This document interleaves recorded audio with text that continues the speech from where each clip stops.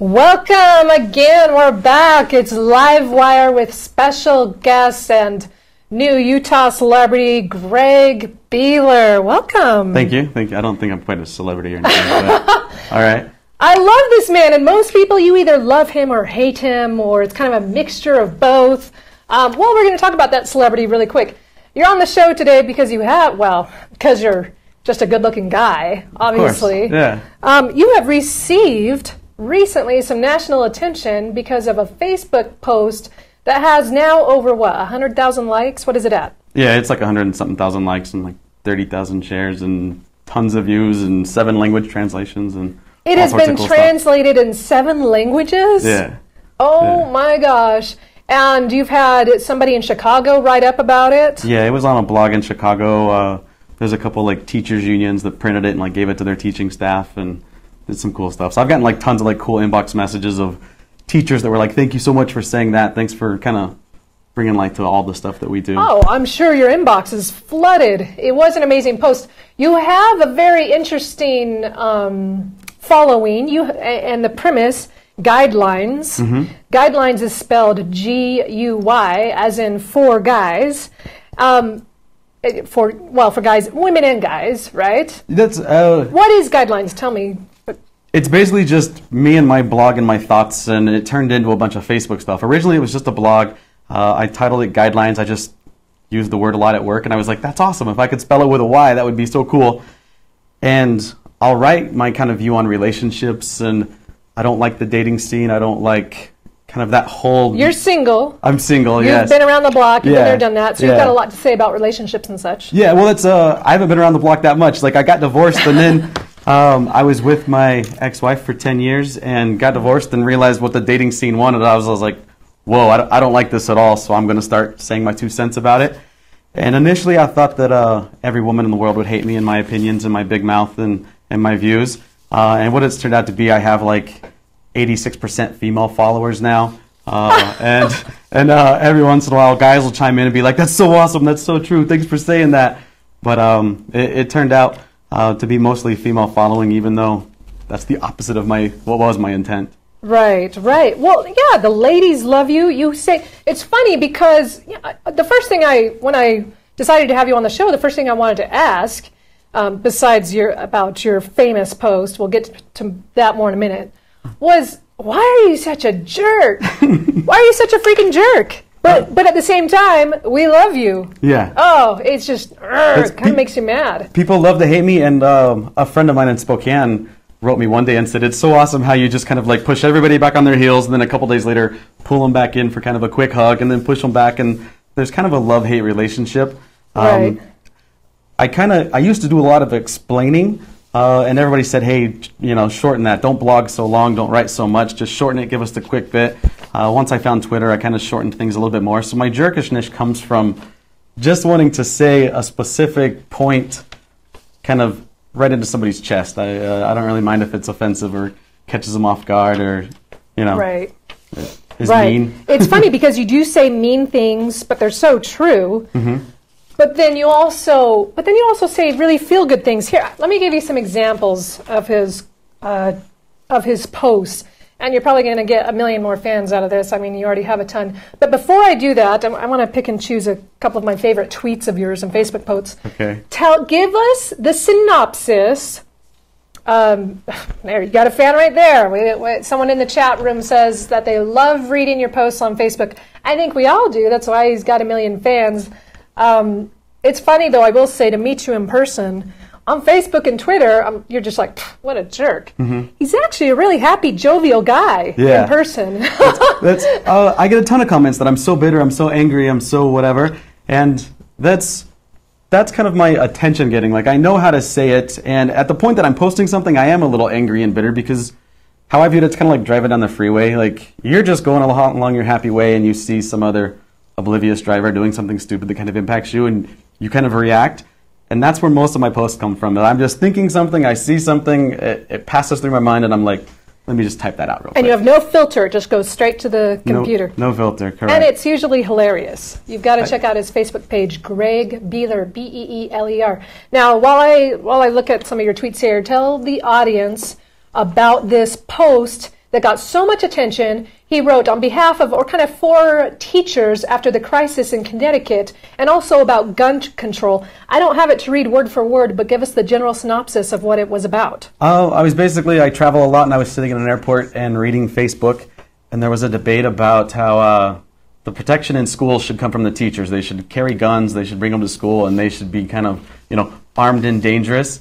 And I was reading it, I was just realizing that everybody that kind of had that viewpoint didn't consider all that teachers are already doing. Like, their plate is full. They have summers off, and most of them work through part of their summers. They have a kind of a banker's schedule, late start, early get off, and most of them take their work home with them. They buy school supplies, they do all sorts of stuff. And so I wrote this satire piece, basically from an oblivious parent's viewpoint, to say, hey, why don't we just add more? Why don't you protect my children? Why don't you feed my children? Why don't you educate my children? And why don't you guard my children and protect them? Yeah, you talked about how teachers already do, how some students go to school before breakfast and they eat breakfast at school, and then they're taught morals. We expect them to teach morals and things to our children, and to do this and don't do that, and do everything just perfect, and start carrying a gun. Yeah. Right? Yeah. And we're adding one more thing to the list. I mean, my job is full. I work a pretty long schedule. Adding one more thing to my list isn't going to solve much of the problem. I didn't think that teachers, because they were in the headlines, should kind of be the target for that. So it's pretty awesome to get that feedback. I didn't intend it. I usually just intend to get a few people chiming in and debating and arguing with me, and then I can kind of stand my ground and say my viewpoints. But it's kind of awesome that it went so viral and got so much positive feedback. Right. Positive feedback, over 100,000 likes from a dude in Salt Lake City just speaking his mind. I think that's amazing. That's awesome. Yeah. And now getting international attention, being translated into different languages. That's amazing. One of our audience members in the chat room says, his posts are the mecca for divorced and pretentious women. Still undecided if gingers have souls, though. Okay, I'm going to speak up for us. I'm a ginger too, believe it or not. Hey, look, check out the roots. Red hair, people, red hair.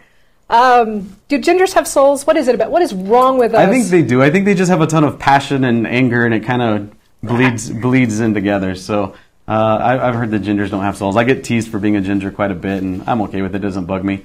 Saying that my post of the mecca for divorced and pretentious women, that was kind of awesome. Like, the best part of anything I post, even if I'm angry or bugged or bitter or whatever, if somebody says so true, like that's just the best comment anybody can say to me, is so true. And it's just kind of letting me know that my perception and my 8-word description of something is so true. Like, it's awesome. Right. Kent, I just dropped my mic box. We're still good, right? Just let me know if we're not. Yeah, I love it. That's why you get so much attention and likes, is because you just speak truth. Now, whether it's appropriate or just completely off the wall and crass, that's another issue. But I want to read a couple of your tweets, and this just demonstrates how he is, funny and kind of a jerk, and then very sincere, and you care about people in the next minute. It's kind of a paradox. So you give good advice, like, I'd rather be single than settled for. If you choose priorities based on someone's actions towards you instead of your feelings towards them, I can understand why you are an afterthought. After saying that somebody posted, never make someone priority who makes you an afterthought. I mean, you're giving people good advice. You said it's okay to lie to your significant other. Every ending needs a distinct beginning. I mean, you're just saying it like it is. Lie to your spouse. That's the beginning of the end. Yeah. You're putting it out there. But then you also post things like, if you don't retweet, we're not friends. And then you're like, just kidding. If you don't have boobs, we're not friends. And you're just, I don't know, maybe you're the one that's a little bit pretentious or... It's kind of fun. Like there's a lot of good, witty banter on Facebook, regardless of if you like Facebook or you like how much I'm on there, or you like Twitter, whatever. Like social networking does have a voice, and it does make an impact. And so I kind of do the fun with it. Every once in a while I kind of bare my soul, talk about my past, talk about my kids, talk about whatever, and kind of throw it all out there, whether it's good, bad, or ugly. And some of those are just, I'm still a guy. I still have a sense of humor. I still think it's a fun world. And that's probably why you're page is so attractive because you are brutally honest and you're trying to help people. You say success is a way of acting, not a way of thinking. And then you'll say something completely ridiculous like, poor people have drug problems, rich people have drug habits. And it's just funny because it's true.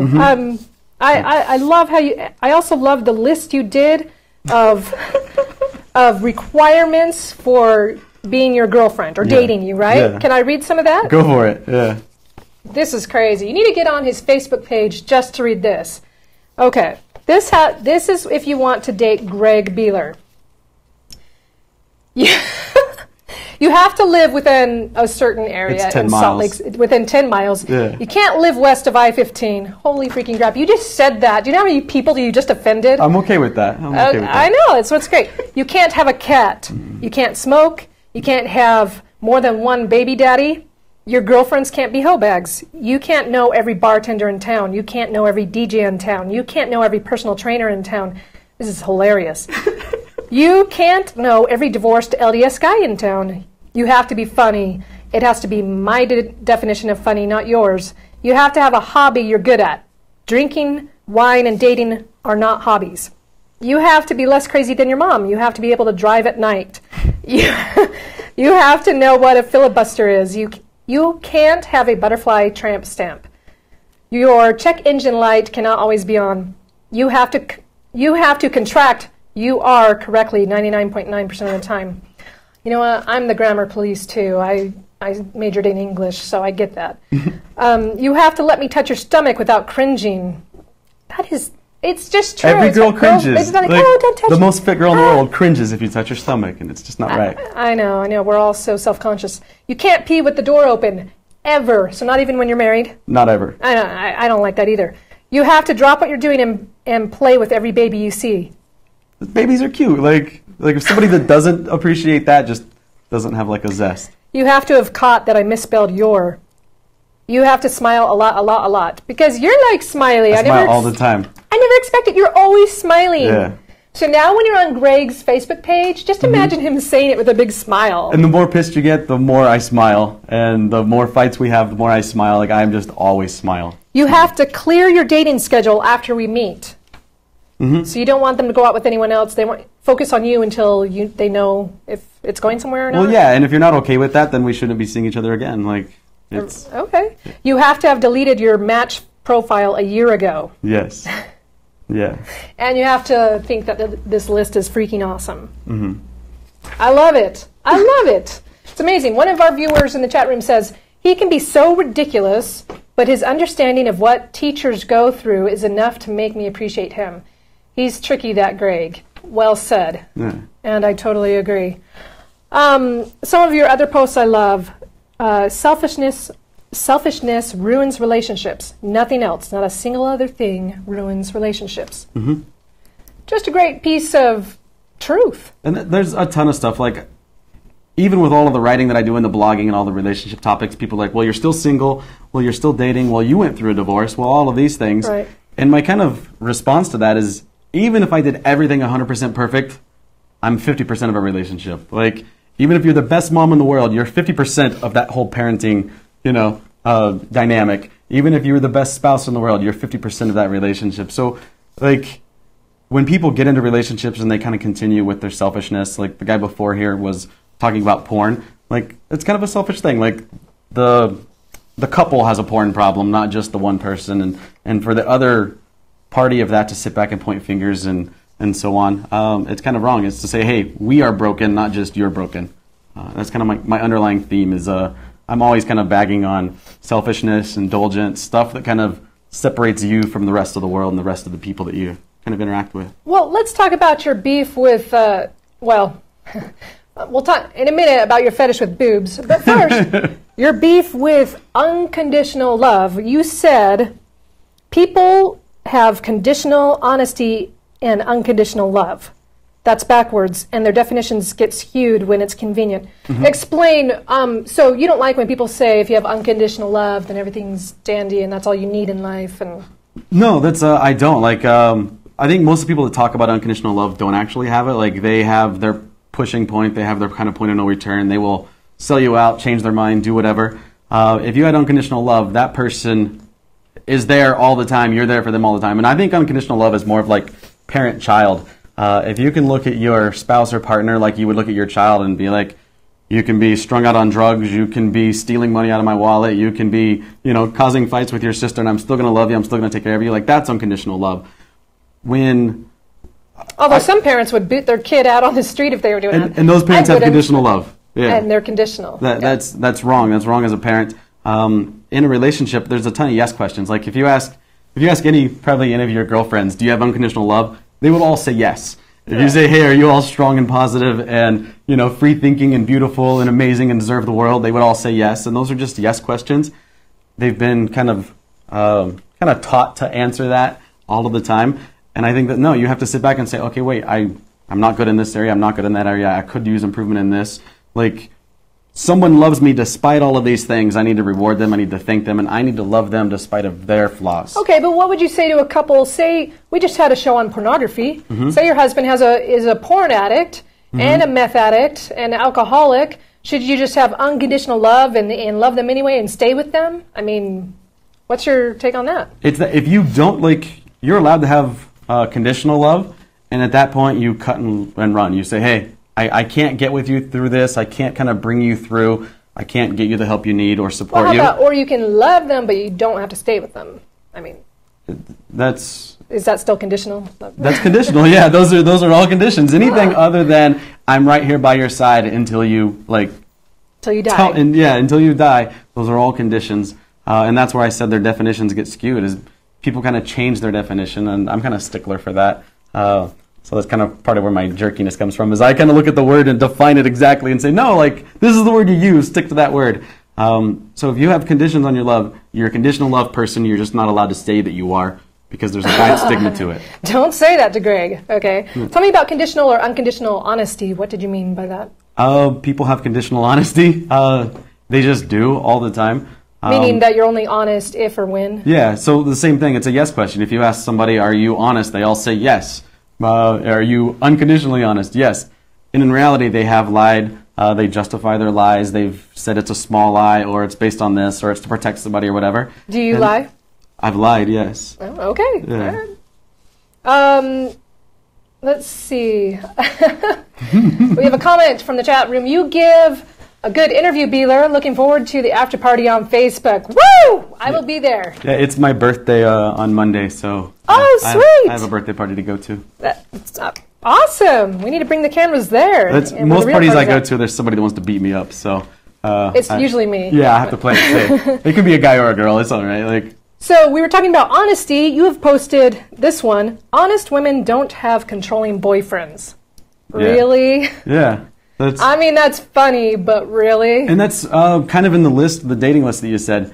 It has to be that person's definition. So if your boyfriend sees you as dishonest, he's correct. You may be honest, but the kind of burden is on you to prove that and decide with him and say, hey, I love you, I'm with you. You feel that I'm dishonest, so let's use that definition as true.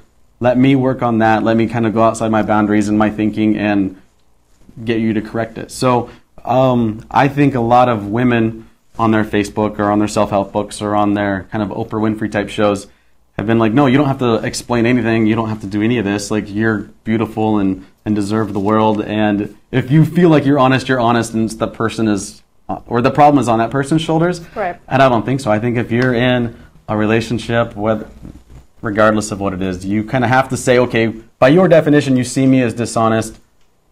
Instead of debating that, let's just go and try and fix it. Instead of debating who's right or wrong here, let's go to the issue, which is the dishonesty.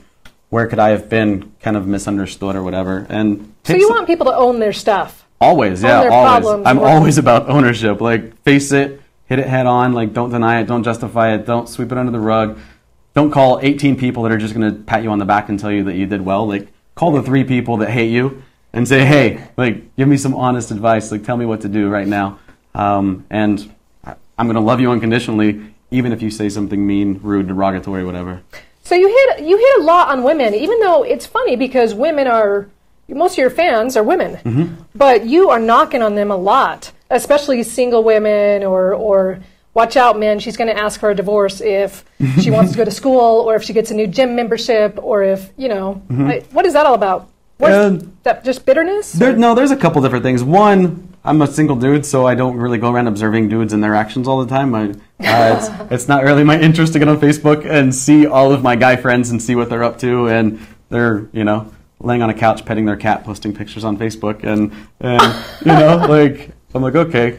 And so that's mostly what I observe, what my interest is, what my conversations are. Also, the fact that I'm on social networking, most of the audience is women, most of the people that participate are women. I could post something and 500 guys see it, 500 women see it. 3 guys are making a comment and 250 women are making a comment. And so it's more of just, that's where my interaction is. It has nothing to do with, I really want to, slap women around. You're just so freaking charming. What, in person? Yeah. Yeah, no, a little bit on Facebook, but more so in person. I like having you live because then we have the face and the persona to put with these posts. You had somebody in the chat room say that they're a teacher and they love you. This person says his posts are we already saw that. Yeah. The mecca for pretentious women. I love that. And talking about pretentious women, another post I love is wow. What is it? You said, I asked Santa for confidence and self-esteem for Christmas. When I woke up yesterday, I had fake boobs. Okay, that's freaking awesome. Tell me about the boob fetish. What do you think about the fake boob thing? I know that you've said something about fake boobs leads to divorce, or what is your take on it? Oh, well, a couple things. Like, I'm a guy. I do like boobs. So sorry, I'm not really. You've mentioned often. I like boobs. I'm sorry. The fake boob thing. I think if I went and bought a Ferrari, I'm going to end up with a speeding ticket. If you went and invest in breast implants, you're probably going to cheat. You're probably going to go for the attention. I think the percentage is pretty high up there. So if you're a guy in a relationship with a woman that wants implants, chances are your relationship is going to come to an end right after she does get them, and kind of soaks up all the attention that comes with. So I love what you said. If you're going to buy a Ferrari, you're probably going to get speeding tickets. That is the best. It's true. I'm with you. Yeah. What about someone, if you get in a relationship with someone who's had fake boobs for years and years, is it okay then? Is she's down off her high of I'm on that? Yeah, I've been in a relationship with someone with fake boobs, and I've kind of like quizzed people with fake boobs. And my kind of question is, did you get them in or out of a relationship? If you got them in a relationship, in my mind, I'm just going to assume you cheated on that person, whoever. And I'm going to do it on... It's true, right? I'm going to do it on the guy's definition. So maybe you guys broke up for 3 months and you went to Vegas with your girlfriends, and whatever happens in Vegas stays in Vegas, and you guys were broken up, so you didn't have any commitments. But in his mind, you cheated. In my mind, you were a cheater in that situation. If you got him out of a relationship... That's your own choice. I mean, it's like if I bought a Ferrari and didn't get a speeding ticket. Right. So in a way, are you trying to lend some understanding to the women? You're like, I get it, you bought a sports car, but you're also saying, you dirty whore, you cheated. If you cheated, you dirty whore, whether you have implants or not. Thank you for clearing that up. Yeah. I just wasn't sure. Yeah. Real quick, to my producer, Kent, I think we're going to need about 10 more minutes on the clock added to that, and then we'll get out of here. Talk. No, it's okay. It's why we love you. You're a great interview. I want to ask you about you said, my theories are just from observations. I always engage people and look for the cause of their actions. Then I realize that they have the same theories about me, but not the confidence to blurt them out. So you feel like you're saying what everybody's thinking, but not saying. That's it. Like, it's kind of like the teacher post. When I did it, so many teachers chimed in and just said, hey, like, we wish we could say that. We wish we could post it on our Facebook page, but all of the parents would take it wrong or think that we're directing it at Mr. or Mrs. Jones or whatever. And so I think I kind of make a connection with most people that I talk to, with most people that I interact with. It has something to do with having a cherub face or whatever. But I make that connection. I kind of start getting into their head and kind of figure out why they're thinking, what they're thinking, and then I just blurt it out. And if they agree with it, then I kind of pat myself on the back and wait for them to say that's so true. And if they don't, I just smile and I'm like, all right, well, strike one. Or well. Okay, tell me about, you say that people are selfish. I'm going to bleep that word out. They're selfish retards, is sort of what you said. Men selfish in actions, women selfish in thought. Explain yourself. Everybody's indulgent, everybody's selfish, like everybody kind of has their protect me, every man for himself kind of mentality. Men do it. They buy their video games, they buy their sports car, they watch too much sports, they ignore their wife or girlfriend, they do whatever. And so they just kind of act out selfishly, like, don't bug me, don't bother me. And I think women are less likely to do that. They know that that kind of is looked down upon, and so they think a little more selfishly, like, oh, let me love me, let me reward me, I deserve this. And most of their thoughts are, I should be rewarding myself with these things, I deserve it, I've gone through this. And they're kind of always looking from their perspective, and a guy's always looking from his perspective. But I think men are tasked. So actions versus thoughts. That's just kind of. I agree with what you're saying. I run a salon, and so a lot of women that come in, the divorced single women, they all have the same attitude, or if they don't have that attitude, they are really looking for someone to validate them in the way of, you go, girl, you deserve better, you deserve to have the life you want, the money you want, the support, the emotional connection with someone, all that. So it was fine for you to leave him or whatever. And you're mocking us for that, which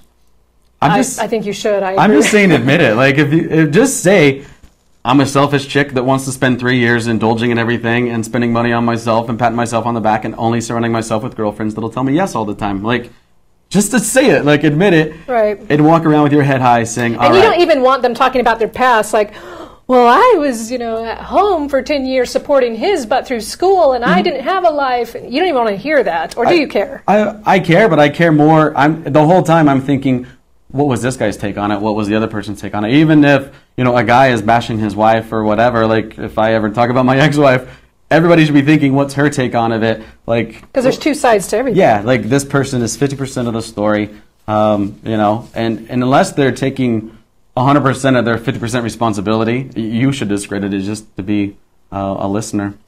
Right. Tell me, you said that, where did I put it?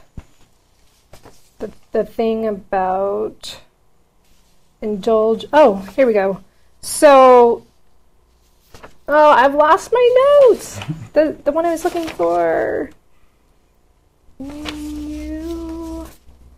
Okay, forget that. We'll come back to it later. Tell me, what is your goal with guidelines and with Twitter? You're on Twitter all day long. You post like 6 things a day at least. Yeah. What is your goal? Who is it that you want to help? What is your agenda, or are you even trying to help? I'm not really trying to help. Like, there's people that chime in and say, hey, thanks for making me laugh every day. I needed that today. I needed to hear that. And so, I mean, if I'm not at work, I spend a lot of time alone. I go skateboarding. I hang out in my apartment. I do whatever. Like, I don't go socially and get involved in a ton of stuff. I don't go dating and all of that. And so my help is basically the person who doesn't help themselves. Like, if they read my, Twitter jokes in their cubicle at work and they laugh a little bit, I'm content with that. That's awesome. If I say something that hits them and they're like, oh my gosh, I've never really opened my eyes and looked at my spouse that way, or looked at my relationship that way, or looked at my job that way, or whatever, like, I'm content with that. Like, it's just my vent. It's just my outlet. That's, there's really not much of a goal other than to kind of cash in on the momentum that I have. And I've met great joke writers and great people on Twitter. I've gotten to do stand-up based on this. I've got an interview right here based on this. I've gotten to, like, read for a part in a movie. I've gotten to do a whole bunch of stuff that it's all just, above the line for me. It's all just extracurricular, goofing around. Right. So real quick, I've seen pictures of you. You mentioned skateboarding. First, how old are you? 37. 37, and you skateboard like no tomorrow. Where did that come from? How long have you been doing it? I've been skateboarding for 26 years. Holy crap. Yeah. Go to his Facebook, you'll see the pictures. It's amazing. I want to see that live in person. I'm really good at falling now. Like, 26 years of falling, I'm really good at it. No, I'm sure you're amazing. One last tweet I want to read in here that you also got a lot of attention from. You said, and this is more, sincere and sweet. He's not a jerk. Okay. This is why people like you, I think. We all have the same world. We all have the same amount of time. Hell, we even all watch the same TV shows, go to the same movies, learn the same school lessons, eat the same foods, practice the same sports, and wear the same clothes. We're not as different as you think. Often we even think the same. Indulge friends more than yourself. Give more than you take. Smile more than you cry. And help others more than you ask for them to help you. Mm-hmm. That's very sweet. Yeah, I just got goosebumps. We got chills here in the Livewire studio. Aww. Yeah, that's just kind of my like irritant is everybody's saying like you have to make yourself happy before you can make anybody else happy. You have to love yourself. You have to reward yourself. You need me time. And I really, personally, deep down to my core, I really think it's wrong. If you're a parent, I'm fair enough to say it is wrong. And if you're not a parent, more power to you. You kind of indulge as much as you want, take as much me time as you like. But I think if you care about your family, if you care about your relationships, if you care about your children, if you care about your community, if you care about your church, like no matter what you care about, sitting at home, reading a book on how to improve yourself is selfish. Like that's your problem. Like your depression is your selfishness. So what should they be doing instead of reading self-help books? Grab a partner and you guys can both read self-help books. Like, well, you had a post about that. You said self-help books don't change you. Good choices change you. Mm-hmm. Yeah, and that's whatever you're doing, do it with somebody else. Like I sit at home alone, and so I goof around on Facebook and Twitter, and I have like tons of interaction. It's not real. It's not touch and feel and so on, but like. I've come out of severe depression that way. I've kind of improved a lot of stuff in my life that way. I think I've helped a few people in their lives that way. And the answer is people. The answer is not a book. The answer is not a class, a seminar. The answer is not, a drug or breast implants or whatever. The answer is people. Like you find a person, you connect with them, you engage them, and you're good. I love that. Women, the answer is not breast implants. They're okay. It's a stepping stone. You do love boobies, but it's a stepping stone. I'm kidding. No, that's great. The answer is to be with someone. It's relationships that matter in life. You've said that several times on your Facebook page. In speaking with you earlier, you said, I truly care where someone's strife comes from, but I also care where their excuses come from. Mm-hmm. What do you mean by that? Like, everybody's had a struggle. Everybody's had, a check that bounced or a car payment that wasn't going to get made. Everybody's had a kid that, disrespected them. Everybody's had a spouse that's looked at porn. Everybody's had every problem that you've had. Everyone around you has had that. Like, they've had a brother suffering from addiction. They've had, a mom with depression. They've had whatever. And so I'm kind of, whatever presentation they're giving you, if it's the guy in the Ferrari dating the girl with the implants and they're both, like, out on the town, bedazzled up and, all over. They've still had those problems. They've still had those troubles. And so I'm kind of just trying to look past the surface and see where that is. And then I kind of judge their excuses and their justifications of it and say, okay, well, all right, you've been nose to the grindstone for 6 months and now you're out living it up. Cool, that's justifiable. You've spent 3 days at home with your 4 kids and now you have to spend Thursday, Friday, Saturday out on the town. It's not justifiable. Like your kids miss you.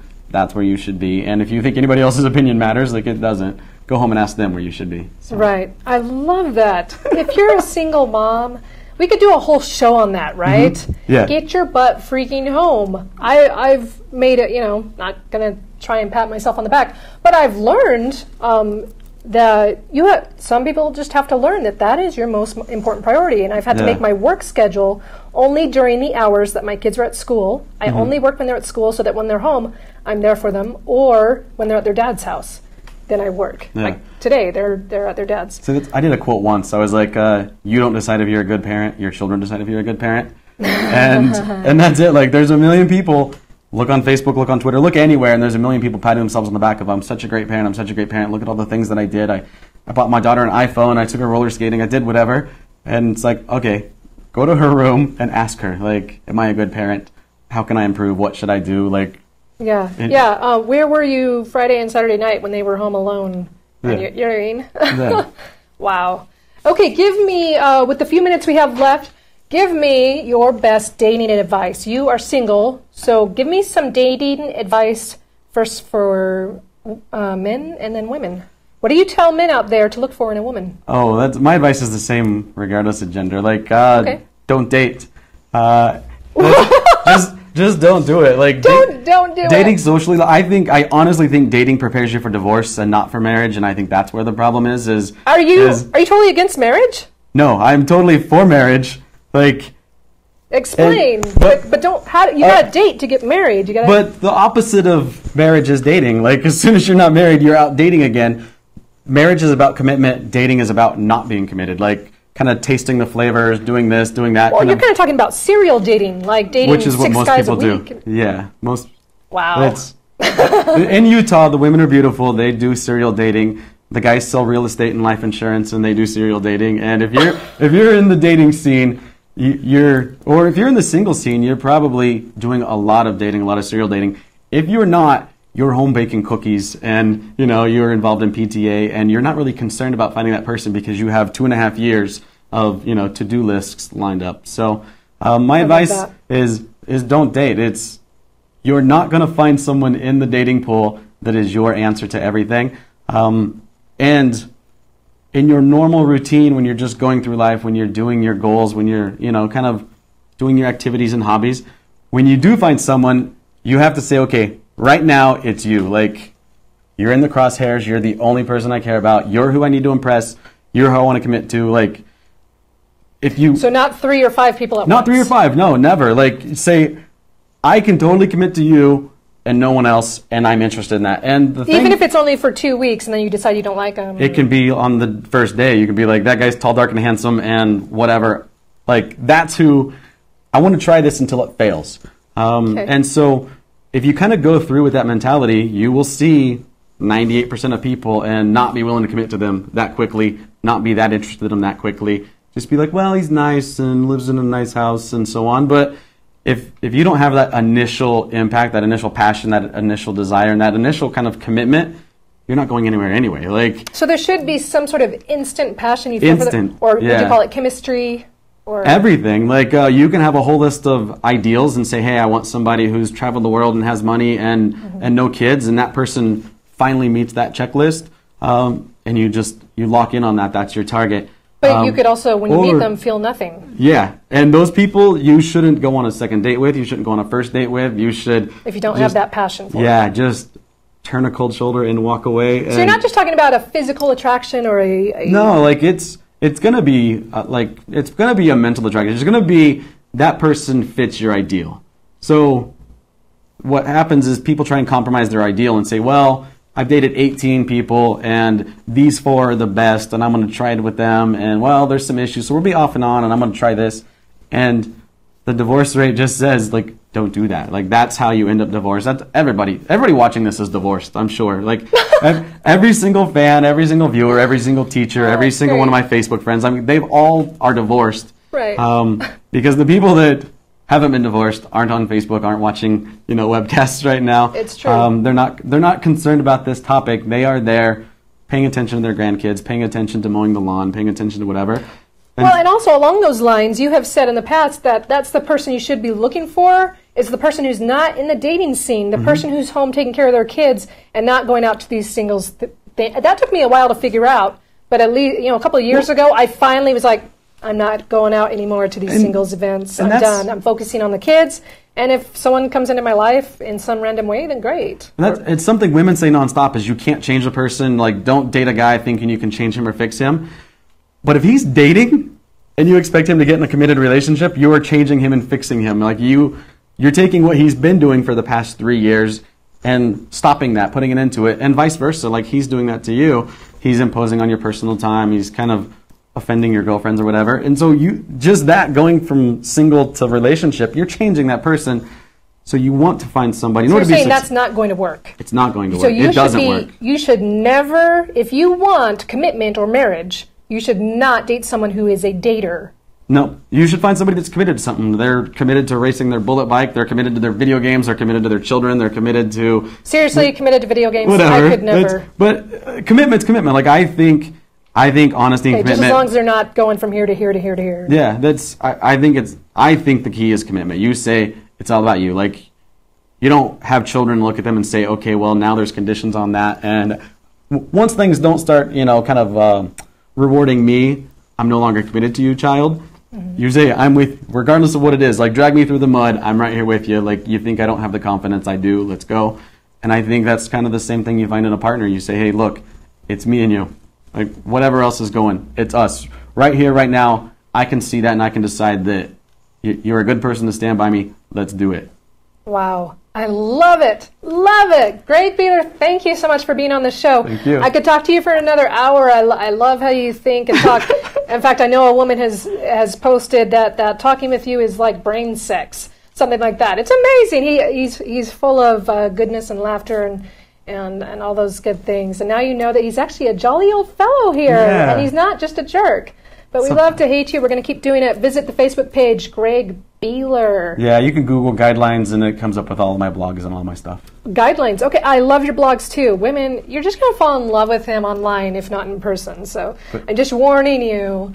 Thank you again. You have to be within the 10-mile radius, though. Right. Don't fall in love unless you live in Salt Lake City, Utah. Yeah. All right, we will be back again next week on Livewire, same time. Thanks for joining us. Have a good day. All right, thanks.